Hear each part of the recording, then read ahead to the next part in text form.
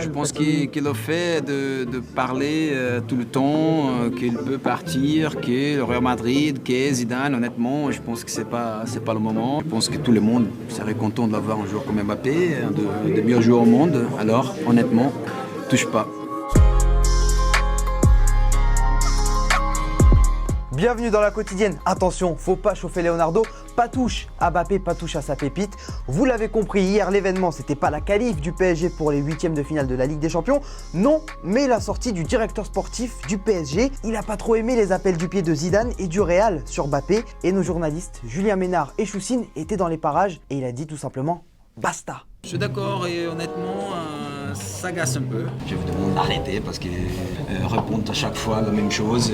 Honnêtement, peut-être a dit un jour, oui, le Real Madrid, et bon, ça devient un telenovela mesquine et on continue avec ça. Et Leonardo, il en a profité aussi pour revenir sur les propos de Michel Platini. Michel Platini, l'ancien président de la FIFA, qui a chargé le PSG sur France Info hier et qui a dit ça. Le président est qatari, le directeur sportif est brésilien, l'entraîneur est allemand, il y a un Français dans l'équipe. Pourquoi ça s'appelle le Paris Saint-Germain? Parce qu'il y a une grande population qui aime ce club. D'accord, mais bon, en fait ça pourrait s'appeler Coca-Cola ou autre. Le Coca-Cola Saint-Germain, ça Leonardo, il a pas aimé, il a pas apprécié. Honnêtement, je ne veux même pas parler de racisme parce qu'on laisse de côté ça. Mais on peut parler de jalousie parce que ça me ressemble de jalousie. Et d'ailleurs, ces propos de Michel Platini ont fait réagir aussi les supporters du Paris Saint-Germain interrogés par l'ami Choussine. Bah non, mais en soi, il se prend pour qui pour dire ça du PSG? Ouais, mais il est vendu Platini, honnêtement. Puis il est pas pour le Paris Saint-Germain, il est pour les autres clubs, Saint-Etienne, etc. Je pense que Michel, il y a des problèmes d'argent ou tu as eu des problèmes comme ça. Donc s'il te plaît, parle gentiment, c'est du PSG. Et c'est notre question du jour les amis, trouvez-vous que ce Paris Saint-Germain a une identité forte aujourd'hui? Est-ce que pour vous, depuis l'arrivée des Qataris, le PSG est bien représenté? Voilà, amis, supporters historiques du Paris Saint-Germain ou même jeunes supporters, donnez-nous vos avis, on sectionnera de commentaires demain. Et on en profite aussi la réponse à la question d'hier. On vous demandait si Mbappé serait madrilène dès la saison prochaine. Pour toi, Foucault, malheureusement, Mbappé a tout intérêt à quitter le PSG pour le Real. C'est son rêve et sa seule chance pour gagner le Ballon d'Or. Le Real récupérer un grand joueur, seul perdant dans l'histoire, Paris. Alors que toi, Emma, tu penses qu'il ne quittera pas le PSG avant d'avoir remporté la Ligue des Champions. Et tenez, on a aussi interrogé des supporters avant match hier au Parc des Princes et ils avaient aussi leur opinion. Non, Mbappé, on veut le garder à vie ici. On va lui faire un contrat comme Messi à Barcelone. Pas tout de suite. Pour l'instant, il est à Paris. Pas tout de suite. Pour l'instant, il est à Paris et qu'il reste à Paris.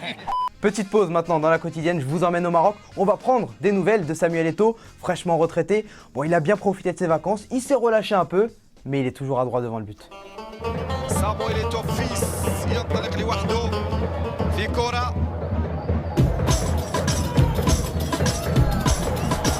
هذه خطيرة والجول الأول هدف أول لصامويل إيتو بعيون الرجل من أمام الصورة 1-0.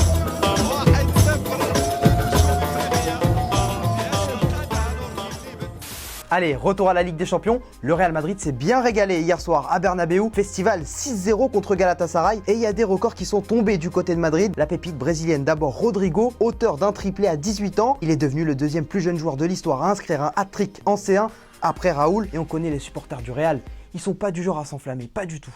Rodrigo es buenísimo, nuestro chico de oro, es el próximo balón de oro. Rodrigo. Está suelto este niño, está suelto. Samba de Brasil. Y podemos ganar así la 14ª. Rodrigo, gracias por jugar mucho.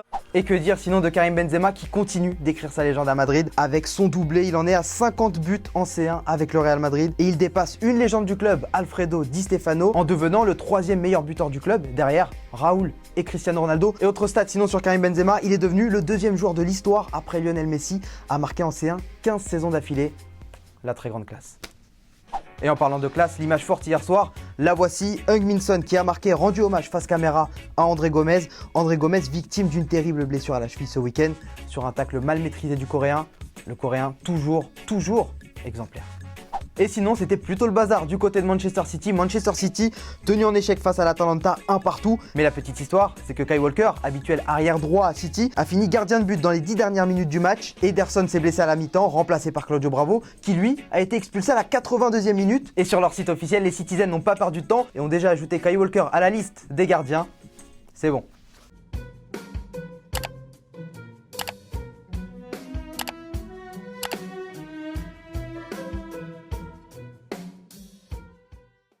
Et l'autre info de la journée, cet après-midi, Didier Deschamps a communiqué sa liste pour les 2 derniers matchs de l'année 2019 contre la Moldavie et l'Albanie.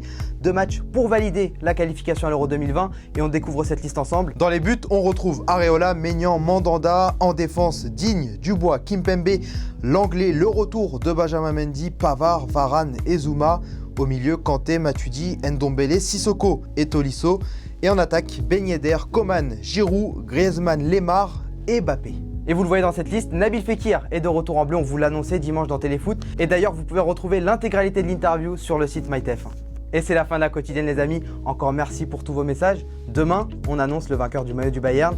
On continue de s'abonner, on continue de liker, on compte sur vous, on veut atteindre le million. Et nous pendant ce temps-là, on se quitte en images et en musique. Ciao.